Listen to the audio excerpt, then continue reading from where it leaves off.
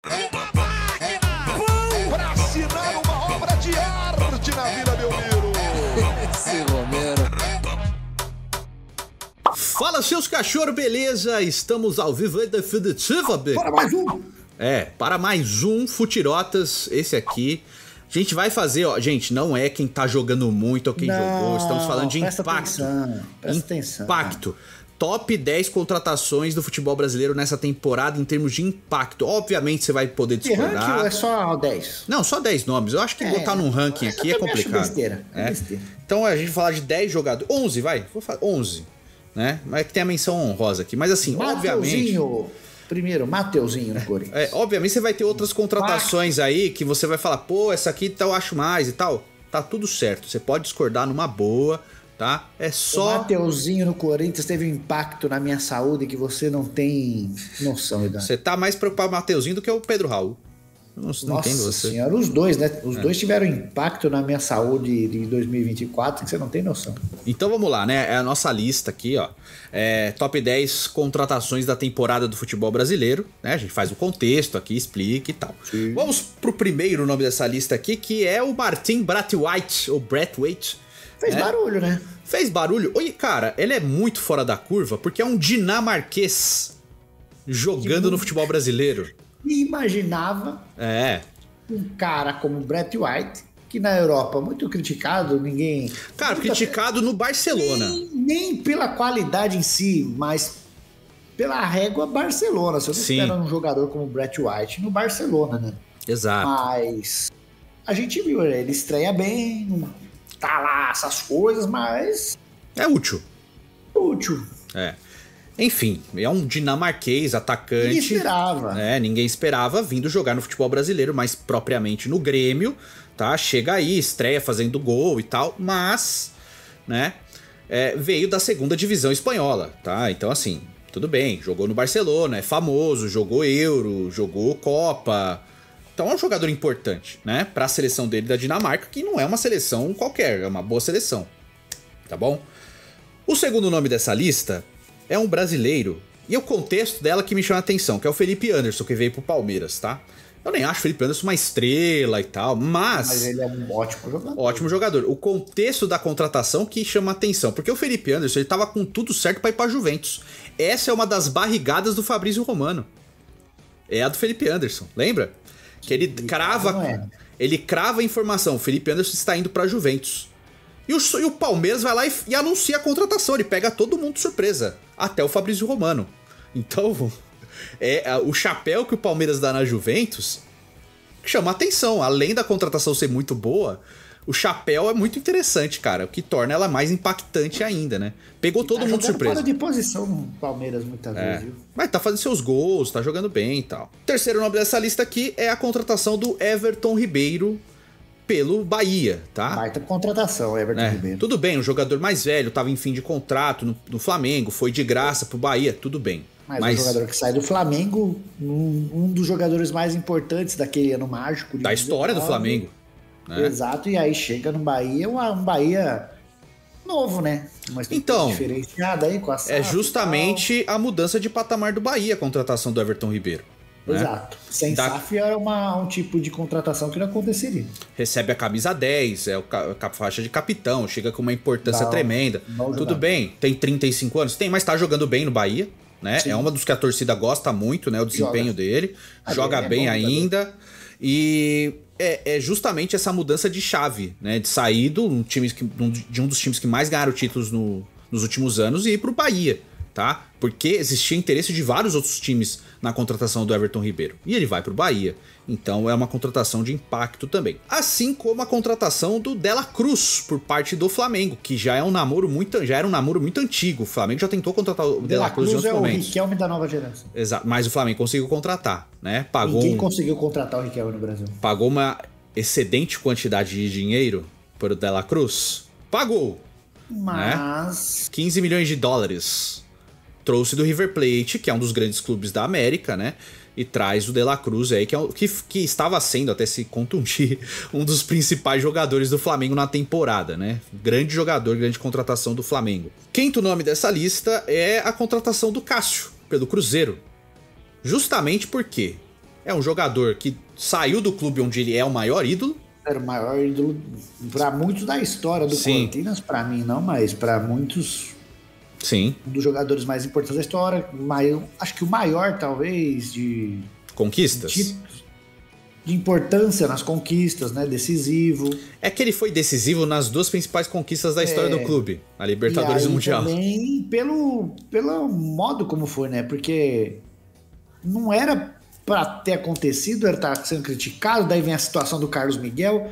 O Carlos Miguel assume a titularidade no momento técnico ruim do Cássio, e aí o Cássio, vendo que provavelmente, normal, se nada acontece, o Carlos Miguel ia estar no gol do Corinthians agora. Eu não acho que ele percebeu que o Carlos Miguel estava voando, e a partir do momento que ele vai para o banco ele não ia voltar mais, então ele meio que sai.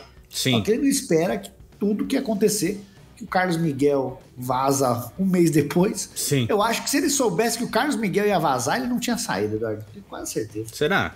Bom, eu tenho quase certeza. E ele vai pro Cruzeiro, recebido com festa, a torcida Conversei com o Vessone sobre isso esses dias, também acho isso aí. Então, e aí o Cássio vai pro Cruzeiro, recebido com festa, tem umas declarações meio bobas do Cássio também, aí ele dá uma cutucada na diretoria do Corinthians e tal, mas enfim, gerou muito impacto, gerou muita mídia, tá? Mais do que qualquer outra contratação do Cruzeiro, que acho que até que potencial, como o Matheus Henrique, o Wallace e tal, pode até ser maiores, mas a do Cássio gerou muito mais burburinho aí também.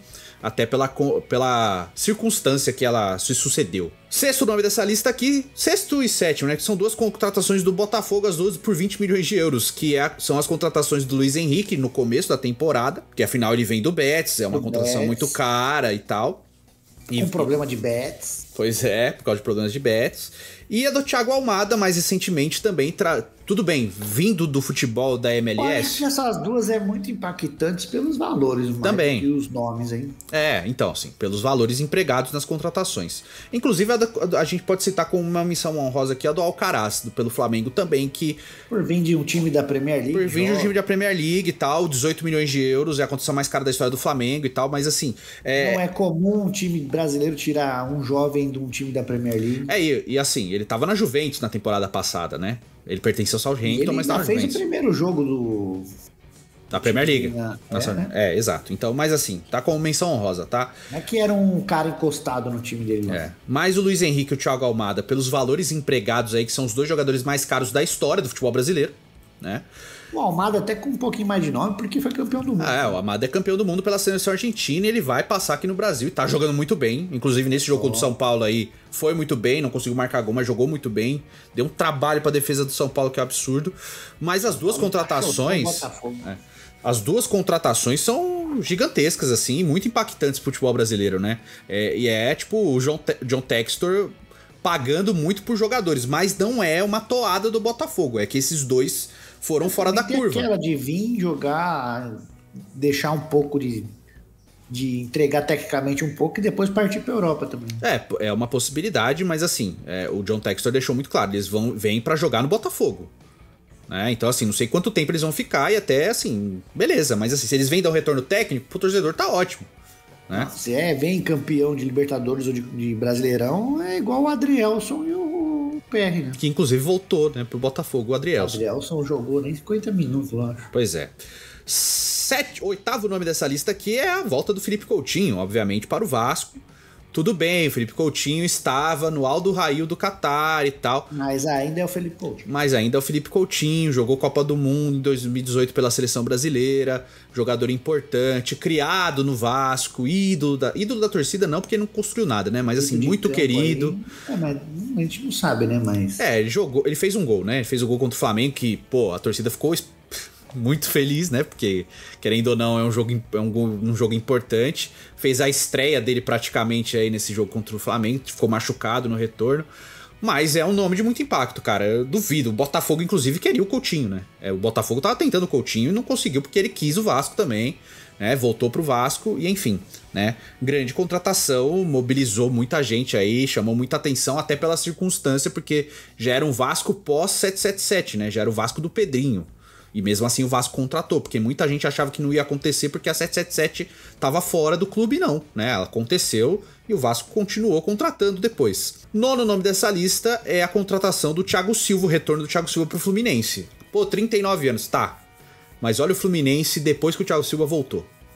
Inclusive venceu seu jogo da Libertadores contra o Atlético Mineiro com o gol do Lima. E o Thiago Silva chorou de emoção aí, né? Ficou emocionado. Sentiu uma contusão também. Ah, mas ele também fala do... Acho que ele falou do gol, né? De como ele ficou mexido e tal. E, cara, o Fluminense perdeu um jogo pro Juventude de virada, aquele 2-1 lá em Caxias, desde que o Thiago Silva voltou. Foi uma partida com o Thiago Silva em campo. Só. O Thiago Silva em campo foi o primeiro jogo no Brasileirão que tomou gol. Mas com ele em campo na Copa do Brasil, também pro Juventude tinha tomado também. Mas no Brasileirão foi primeiro. Mas, cara, a volta do Thiago Silva, além do impacto midiático, mexeu tecnicamente demais com o time do Fluminense. É um zagueiro, né? Geralmente não é esse tipo de cara que muda um time. E ele mudou, né? Tanto que já é normal as pessoas pedindo. Tem que voltar pra seleção, cara. Se a Copa fosse hoje, viu? Mas como é só daqui 2 anos, não vai chegar, né? Não sei. Vai que o cara vira o Maldini brasileiro. Não vai. O Maldini podia ter ido pra Copa com 40 anos. Ele não quis mais, mas ele podia. 38, 40 ali. É que ele não quis mais jogar pela seleção italiana.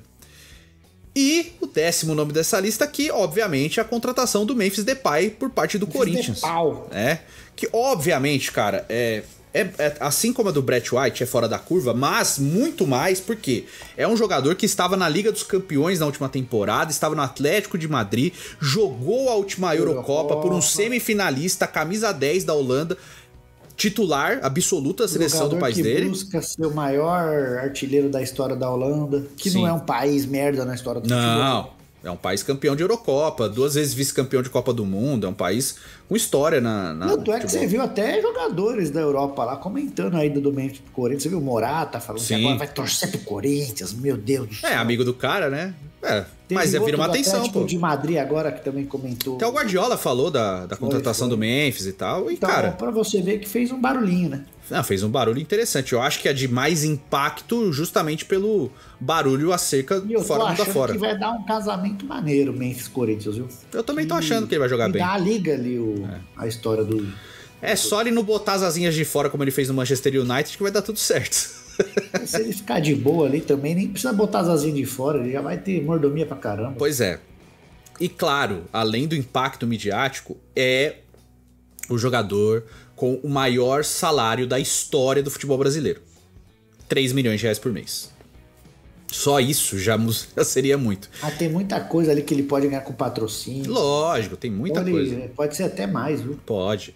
E óbvio que tem várias menções honrosas, como o retorno do Bernard para o Atlético Mineiro, a contratação do Gustavo Scarpa também por parte do Atlético Mineiro, as contratações de Matheus Henrique, o Wallace, Caio Jorge pelo Cruzeiro, tá? Obviamente o Caio Jorge é isso aqui da história, mas eu tô falando Garro, assim. por exemplo, chegou. O Garro no Corinthians, o Coronado. Não foi, né? Não, mas não é hipermidiático, né? Eu tô falando das mais impacto. Chegou quietinho. Como a gente citou aqui anteriormente, o Alcaraz no Flamengo também, o Gonzalo Plata. O retorno do Michael pro Flamengo também, que é uma coisa importante, né? Contratação do Léo Pereira. Do Léo Ortiz por parte do Flamengo, que também é uma contratação diferente. Quase esqueci, Pepe. A do Alexandre aí, pelo Flamengo também, né? Um jogador de seleção brasileira. Tava na última Copa do Mundo. Eu acho que ele podia estar até no top 10, né? O Alex Telles e o Alexandre, que podia até estar no top 10 aqui. Mas enfim, tudo bem. Poderia. Mas também são 2 contratações grandiosas aí do futebol brasileiro. Tá sendo falado aqui, né? Alex Telles e Alexandre aí, Botafogo e Flamengo, né? A do Alex Telles, inclusive, pegando todo mundo de surpresa, né? Ninguém esperava do nada, o Botafogo anuncia a contratação dele. Então, assim, são muitas contratações que tiveram esse ano no Brasil, muitas de impacto mesmo, várias e várias mesmo. O Gil no Santos. O maluco do Criciúma, meu. O Bolacier, pô. Pois é. O nosso africano favorito. O Bolacier do Criciúma. Fez um barulhinho, pô. Fez um barulho pra caramba, é verdade. Tem a do Bolacier também, né? Que tem que ser citada. Borré no Internacional também, que foi bastante falado também. Sim, são várias, assim. Tá vendo como é difícil enumerar 10? Mas isso aí é legal pra gente que trabalha com futebol. Exato. Né? Quanto mais contratações assim, mais valorizado o produto futebol brasileiro. Fora de aspecto técnico, por exemplo, do Aníbal Moreno no Palmeiras, que, pô, né, chegou voando. Não, mas é tipo o Garro. Tipo Garro, é diferente. Eram jogadores bons que estavam no radar, mas, pô... Sem mídia. Chega aqui sem muita gente conhecer, porque duvido. Só um maluco muito doido que ficava vendo o campeonato. Olha o Garro. Porque daí o cara entra lá no Olé do Brasil, Garro é um dos melhores jogadores. Daí o cara conta que viu todos os jogos. Não, mas ele... não. E até contratações, Pepe, consideradas boas. Chega e joga. Como o Thales Magno no Corinthians, por exemplo, também. O André Ramalho. O André Ramalho também é uma contra... Pô, é um cara que tava no futebol holandês, né? PSV. Aí, né? Que foi ofuscado pela vinda do... Pois é. Do Memphis, pô. Pois é, o Carrilho também, o André Ramalho, são boas contratações. Tiveram várias contratações legais aí ao longo da temporada no futebol brasileiro como um todo, cara. Né? E outros times também, né? Como, por exemplo, o Pepe citou aí o Criciúma com o Bolasie, cara. Tem várias, né? Mas eu quero que você diga o seu top 10 aí. Você pode discordar da gente, tudo certo. Mas aqui nem é top, né? Aqui é top. As mais. E assim, mas, por exemplo, né, mesmo fazendo aqui, a gente lembrou do Alexandre, por exemplo, que querendo ou não, o cara tá na Juventus, cara. Né? Jogou a última Copa pela seleção, era titular da seleção brasileira na última Copa do Mundo. Talvez aqui, olhando agora, pra mim, pô, ele podia estar muito mais no lugar do De La Cruz aqui do que no lugar do De La Cruz, né? Pelo impacto. Mas enfim, eu quero saber a sua opinião, tá certo? Diz aí nos comentários, tá certo? A gente se vê no próximo vídeo. Fiquem com Deus. Faz o cocô. Compartilha. Pois é, a gente se vê no próximo vídeo. Hoje, né, que você tá vendo agora? Hoje, depois do jogo de Libertadores, estaremos aqui novamente. Esse aqui sai depois do jogo de Libertadores, Pedro. Então ontem. Ontem você viu, né? Ontem você viu, pois é isso mesmo. Exatamente, a gente se vê no próximo vídeo. Fiquem com Deus, um beijo, um queijo para todos. Tem Cruzeiro na Sula ontem também. Vai ter Cruzeiro na Sula ontem. Exato. Tamo junto e até a próxima. Valeu!